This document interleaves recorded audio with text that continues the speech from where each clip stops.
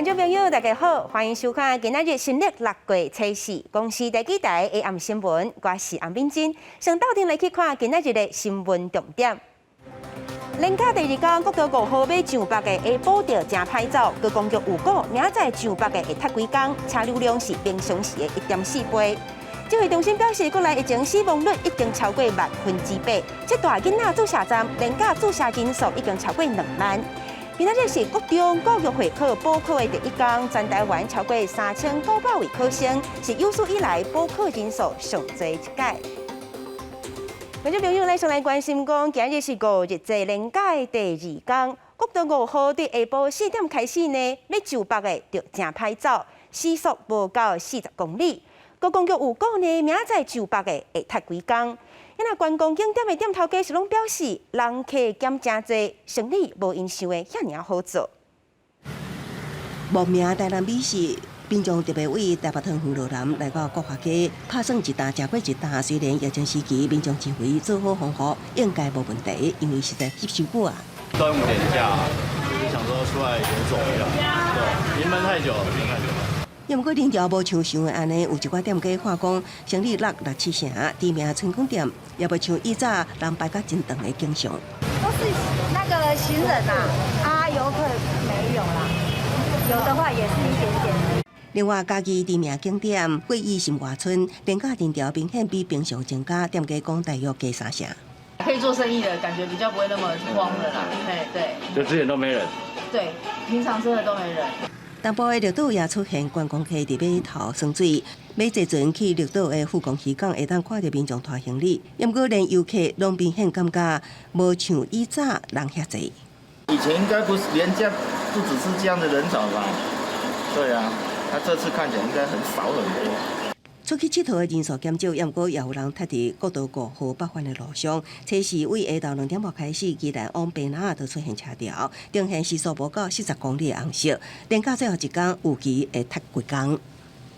国5的部分呢，大概早上9点会一路到晚上的8点。高公局指出，预估初5是国道北返车潮的上大量，也是平均车流量的1.4倍。建议西部国道为南部出发的用路人，伫早起9点进前上路；中部是伫中昼12点进前出发，以避开塞车。记者综合报道。希望讲伫咧休假，毋过袂少国中生今仔日甲明仔载拢来参加国中教育会考的补考。全台湾有超过3900个学生。前一阵因为确诊或者是隔离，今仔日才来考试，补考人数是有史以来上届多一届。教育部是表示讲，真若抑有学生囡仔赶袂赴这届补考，会当用专案的方式入学。早起还袂到7点半，校门口已经聚集不少考生甲家长。这些考生全部拢是要来参加国中教育会考补考。因为疫情影响，国中教育会考虽然伫5月21日举行，不过迄当时确诊甲快筛阳性考生无法度到场，只会当参加补考。也互这一摆补考加做有史以来人数上侪一摆，全台有3900多人。另外，迄当时疫情相对严重的台北、新北，加起来也有1500多名考生。就在前一天20号，准备要出门那时候有快筛，一瞬间中了，就把心情放轻一点，然后准备这次考试。好不容易要熬过这样子，然后没想到他前2天确诊这样，其实压力真的很大。不管是疫情或是学校的课程衔接，其实我都觉得还落蛮多的。对，我觉得线上上课确实不是一个很好的就是上课方式。要进入考场，量体温、酒精消毒等防疫措施全部拢爱做。北市教育局也准备防疫假帮，就惊考生袂记咧查，希望会当尽量降低疫情带来风险，才袂影响学生当年学习的心血。若讲有学生确诊，还未解除隔离，无法度参加补考，将以专案入学方式协助升学。记者综合报道。今仔日国内疫情本土个案有68118例，也那中重症甲死亡人数是又搁创新高，中重症有496例，死亡案例有152例。死亡个案内底呢，年岁上细汉的才1岁，伊有先天性的心脏病。那指挥中心是表示讲，即阵国内死亡率已经超过1%。医师即阵就提醒啊，讲咱感情就爱甲医疗量能守好调，对时大人也着爱精准开药。新冠疫情继续在拖，测试新增加68118例本土病例，各县市病例数拢在1万例以下，确诊数小可下降。不过新北、高雄、台中依然是前3名，分别有9820例、9657例加9511例。另外，中东前新增加496例，死亡是有152例，创下新冠的纪录。死亡个案上细汉的是一个1岁查甫囡仔。本身有先天性心脏病等长期住院，那因病况不佳，于5月31号病逝。这1岁查甫囡仔有先天性的心脏病，5月28采检确诊，喘气困难合并正病肺炎，食药了后病况也是无好，5月31日死亡。另外新增加2个儿童重症疑似脑炎，5岁囡仔5月27发烧，过2天送医收治加护病房，也有6岁囡仔6月7发烧采检确诊，经过检查是脑水肿，即阵拢伫治疗中。疫情处伫高原期，即阵依然呈现北部降低、南部清关的情形。指挥中心预估，中南部疫情会在1礼拜内达到高峰。指挥官陈时中认为，即阵围着人数差不多已经来到关点。根据国际的情况，当然每一个人都有他的一个不同的模型在做估算。自己关系认为大概12万、13万，但目前以现在目前的情况看起来，好像也到高点差不多上班了。不过，国内死亡率在港内深悬，已经总计1962人死亡，死亡率超过8%以上，会面临死亡率1/1000保卫战。专家讲，即阵应该抽调医疗量能，对老大人来精准投药啊。目前防疫上最重要的还是守住医疗量能，避免重症，然后给予65岁以上以及65岁以下有重症因子的人能够快速精准的投药，来避免重症以及降低死亡率。这我觉得才是目前我们防疫上最重要的一件事。另外，公会检查期间领取的对象，指挥中心佫扩大为2015年9月初2了后出生的幼儿，初6到30会使去领。这段期间，若是也无健保卡的新生儿，也是后续出世的，有应伫摕到健保卡了后，才去领。记者综合报道。总统蔡英文今仔日去中华基督教病院，甲医护人员讲加油。总统呢也强调讲，会赶紧来提升囡仔的注射率，也会提升囡仔的医疗量能。不过，即阵疫情是往南部伫咧行，台南市专责病房的空床率只剩15%。台南市长吴伟泰是表示讲呢，即阵有相对北科调病床来应用啊。中央表示讲，这病床量又阁算有够，暂时无考虑甲患者送起来北部治疗。总统蔡英文初时来到中华基督教病院，为第一线医疗人员来加油。另外，前一天行政院长苏贞昌接到中南部视察中央所设置的儿童疫苗注射站。蔡总统也搁再强调，除了加紧儿童疫苗的注射率，慢慢机动来提升儿童医疗的量能。那我们现在一共加开了122张儿童专责加护病床那我们也会持续的加开儿童专责病床，后续预计可以达到750张。另外，指挥中心公布，确诊数虽然伫高原期，不过呈现北部降低、南部清关的情形。到初三医疗量能来讲，全国专接加负压病床数空床率要43.8%，台北区是39.2%，北区甲中区分别要50.6%甲46.5%。不过南区的空床率敢若剩28.8%，是不是要启动南北北送？有医师表示，中北部的量能有够，不过前提是要先进行医疗降载。导致要提早准备，所以说很多那种可能平常需要依靠医院这些长期慢性处方签需要来医院的门诊那可能有段时间会被迫降停医师认为，南部专责病房不足，应启动跨区联防机制，由中央来协调。不过，即阵确实南部医疗量能真严，其中台南市专责病房空床率敢若剩15%。台南市长吴伟泰表示，空床率的悬低是好是歹，要看实际状况而定。空床率伤悬，不是讲特别好。你把专责病房的空床率拉到40%、30%、50%、60%，那表示你那些专责病床都没有人住嘛。500床以上的医院，它至少要开至少达20% 以上那200床到499床要开至少10%，所以台南这边他们还会再继续开。台南市卫生局讲，即阵台南市专责病床已经开设720床，空床108床，会看状况加非紧急医疗来降载，以持专责病房的量能。指挥中心也讲，即阵中南部的专责病床并无开满，暂时无考虑南边北送，台南会加开2位数以上的病床。记者综合报道。即马疫情犹阁伫咧高原期，国内6都7个大型的囡仔注射站，5日制连假拢无停困，来注射的囡仔也袂少。伫6月初1到初3，就超过2万个的囡仔来注。有专家就建议中央要缩短入境的隔离时间，进前就爱甲囡仔注第2剂的时间缩短到4礼拜，互囡仔会当量早得到完整的保护力。吉祥物红仔专程陪伴，做完疫苗还阁会当得到万家造型的气球。高地节连假第2天，高雄展览馆儿童疫苗注射站以号未休困继续服务。透早陆续有家长带囡仔来注射，因为疫情初期高原期，尤其中南部案例大提升。有专家建议，5至11岁囡仔疫苗第2剂注射时间应该为12礼拜缩短到10礼拜，让囡仔赶紧得到完整保护。美国纽约的一个研究呢，发现呢，如果小朋友5到11岁的小朋友，他的第1剂跟第2剂的间隔4个礼拜之后的话，那他们在预防病人重症住院的比例的话，从1个月后的保护力有80%，到3个月之后，它的保护率还有到50%。专家建议，伫边境管制放量缩短入境，伫厝隔离天数管制进前，缩短儿童疫苗第2剂隔开时间，尤其有免疫保护的儿童，做完第2剂隔10礼拜了后，建议各自加强剂。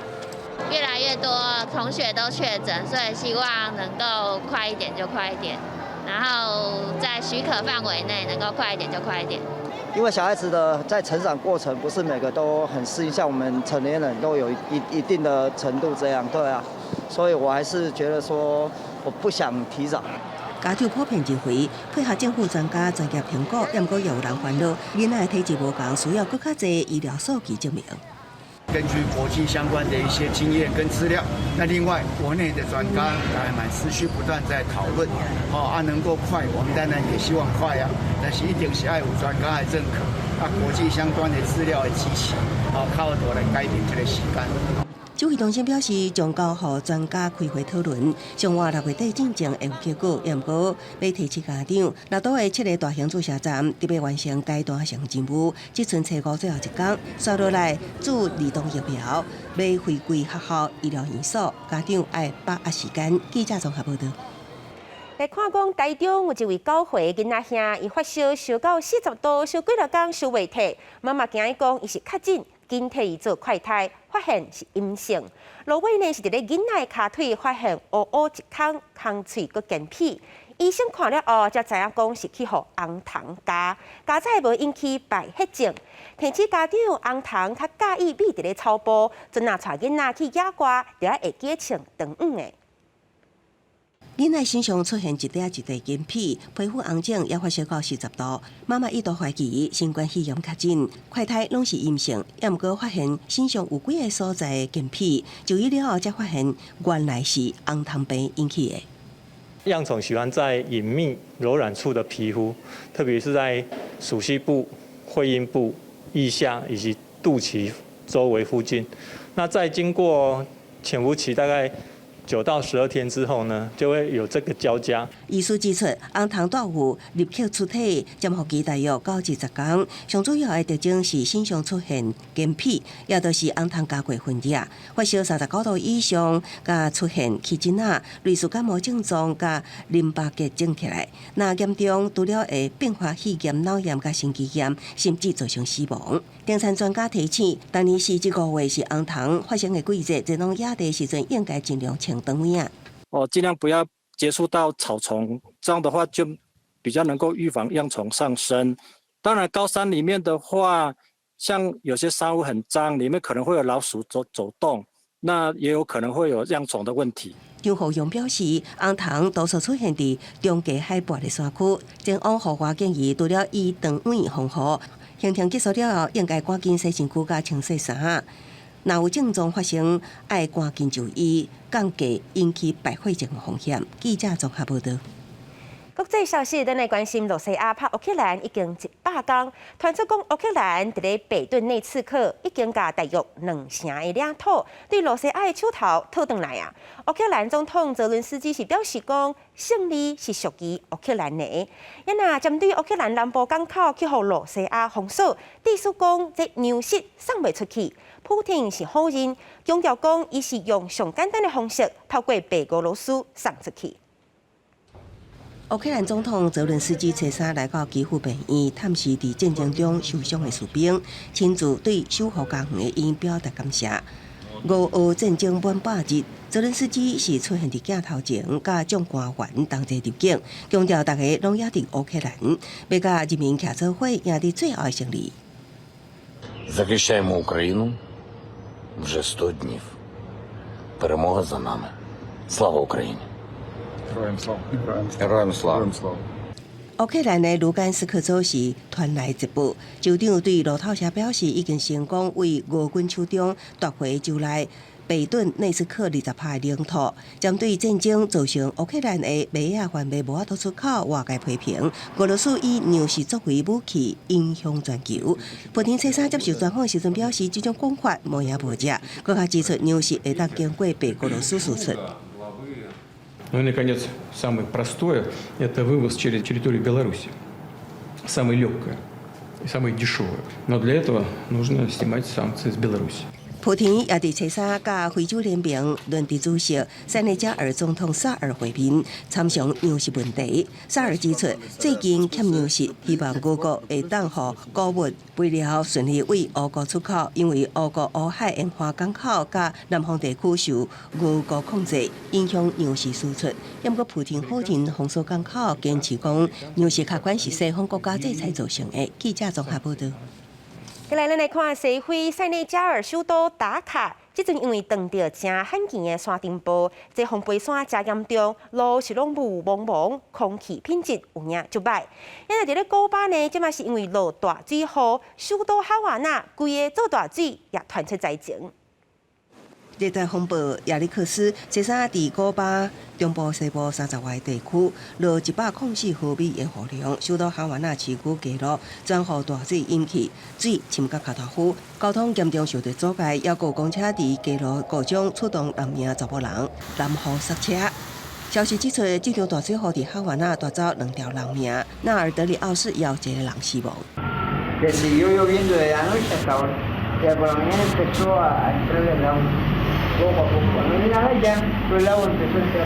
气象单位指出，那亚历克斯会为了继续增加，将会吹向墨西哥湾去到美国非洲、古巴、巴哈马群岛甲佛罗里达半岛，随时拢发布气象警示，呼吁地势较低地区居民严加防范。镜头刷到西非的塞内加尔首都达卡的顶面，初三雨真高的山顶大吊，临近都港的空气品质恶化，当局警告有呼吸道疾病的人，儿童甲老大人上好卖出去，市民也上好避免外出进行体育活动。有讲这波山顶叶啊，爱到初时下昼才会到倒啊山去。公司新闻王慧文编译。台海局势真无稳定。日本产经新闻报道讲，日本政府即马拍算后来要派因伫咧防卫省的自卫官来台湾，希望会当加强台日安全。这也是日本头届安尼先做。专家就分析讲，这显示日本真注重台海议题。毋过因为考虑中国，因派驻伫咧台湾的自卫官会是文官。中国军机入侵了台湾，台海局势受到关心。日本产经新闻独家报道，日本即阵派一个退休的防卫省自卫官驻台，为了加强情报交流，日本政府打算上紧热天派遣防卫省现役的自卫官上驻台湾。这将是日本头一摆派遣防卫省现役的自卫官驻台。就是台湾方面也一直要求，就是能不能派一些现任的官员来，因为服完役以后回到这个日本的自卫队中，还可以继续发挥影响嘛。日美开始很多国家也都会跟进，所以这个对整个台海的安全是有一个非常重要的一个加分的作用。由台日无邦交派驻日本台湾交流协会台北事务所职员采取民间人士的形式，所内安保担当主任也因为惊中国的立法案，拢会派遣相当时小将阶级的退休自卫官来担任。不过最近日本侪摆表示关注台海安全，美日国防会上也特别有讲到，专家认为未来日台的安全合作会更加密切。主要缘由就是北京的这军事威胁的增加，让日本它会更积极的强化跟台湾的这种安全合作，所以我们可以审慎乐观的来看待。国防部对于增进区域和平稳定的各项军事交流活动都乐观其成。对着日本政府内部人事作业，外交部、国防部拢表示无评论。央国报道也指出，日本政府也是考虑到对日中关系影响，虽然拍算派遣现役防卫省的官员，也不过只是文职的官员，计划增加日台安全保障、强化自身的必要性提悬。记者综合报道。今日是六四事件33周年，香港政府呢已经烧散3天，伫咧即天拢甲维多利亚公园封起来。不过，全世界要求超过29个城市继续伫咧办纪念活动。台湾伫咧中正纪念堂是办暗会，原来美国国务卿也发声明表示讲，会继续来追究中国侵犯人权的作为。总统蔡英文是强调，为权主义要搁伫咧拖，咱就要搁较坚守民主价值。六四事件33周年进前，大批警察行入香港维多利亚公园卡球场，这有名举办六四纪念暗会所在，只能互港府封起来，一直到初5透早才开放。当局表示是为了防止民众进行非法的活動，應該加強巡邏。不過要求民眾摕到電子嘅蠟燭嚟紀念。我相信點蠟燭都係一個好有意思嘅一樣嘢。當然啦，因為場地嘅所限，我諗我應該點唔到真正嘅蠟燭啦。儘管香港紀念六四已經被禁止，自然球紀念活動是4月來舉行。美國、英國、澳洲這至少9個國家、29個城市有紀念活動。台灣會在民主大道舉行悼念暗會，並且重新強調各項字條。而各項字條的原創作者高志華也到即刻來進行展覽。So when Hong Kong forbidden to make any ceremony about what happened in inside China and what happened in Hong Kong, then we try to spread it all over the world to make it ceremony there. So this is the reason I'm here. 六四迄天，罹难者家属团体天安门母亲也亲像以往同款，到万安公墓来悼念。伊也提出真相赔偿、本质3项诉求，希望得到公正的结论。要求政府公布真相，要为亲人讨还公道。就是不能让这种精神在中国消失。这么大个国家，总要有一些高贵的东西，一些坚持的东西。王丹甲海外民运人士也伫美国华府特别筹办六四的特典，希望提醒世人中共是占卜邪恶政权。美国国务卿布林肯也发声明表示，美国袂背记六四，会继续追究中华人民共和国伫香港、新疆甲西藏这所在所实施的暴行、加侵犯人权的作为。记者综合报道。来看高雄大圆柏威秀影城，今日透早呢是放最近真青的电影《捍卫正史》独行侠。想袂讲电影放到一半，这天棚全落落来，民众阁叫是讲是咧做效果。想袂到电火甲开，才知影讲天棚破一大坑。公务人员是去勘查，认定讲影城违反公共安全，罚因6万块。古仔地黄色泡棉就落伫个电影院的椅仔顶面，涂骹4个也拢是。看起去天棚顶面破一坑真大坑。拜六早时，高雄民众甲厝内人看早场电影，雄雄出现怪声，民众一开始也以为是电影特效的声音。电影也很刺激啊，所以可能有以为是特效，然后后来就发现是东西掉下来，然后他们就有人叫他们开灯，然后就引导大家出来。高雄大圆柏威秀影城 IMAX 电影院正伫放映热门的影片《捍卫战士独行侠》，早场8点半，近800民众入场来观看，才搬到一半，传出一阵的声音。电话开才发现天棚部分崩落，影城赶紧取消这个厅规间放映的电视。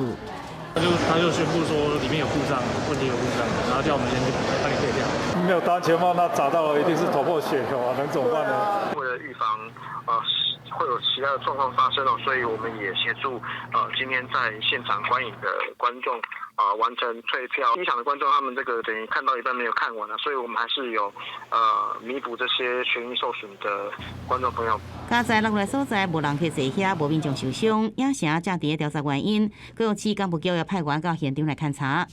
天花板掉落涉及到公共安全，已违反建筑法第77条规定，公务局后续将依法裁罚6万元。初步研判是天棚顶面的骨架生鲜上严重落来，等待厂商来检查，伊有落来看社违反公共安全，干部局会依法来裁罚。记者综合报道。明仔载天气变化啥款，到底来去看气象资料。先来看一个北部，北部温度上低25度，上悬35度。一个中部25度到34度。